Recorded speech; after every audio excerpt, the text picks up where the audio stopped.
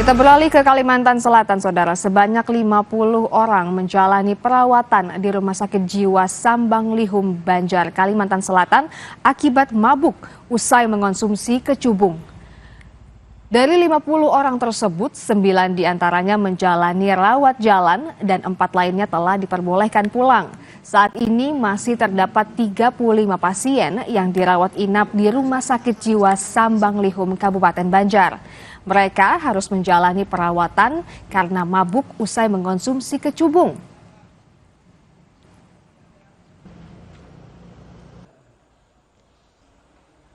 Pasien yang dirawat di Rumah Sakit Jiwa Sambang Lihum yang terindikasi kecubung dan obat-obat adiksi lainnya, per hari ini ada 50 pasien.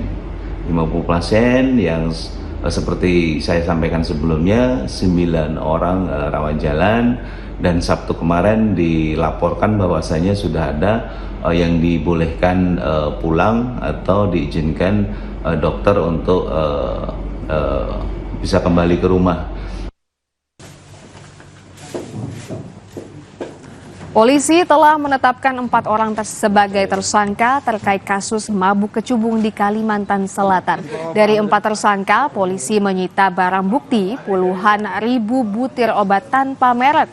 Hingga kini polisi masih menunggu hasil laboratorium terkait temuan obat yang diduga mengakibatkan para korban harus menjalani perawatan di Rumah Sakit Jiwa Sambang Lihum.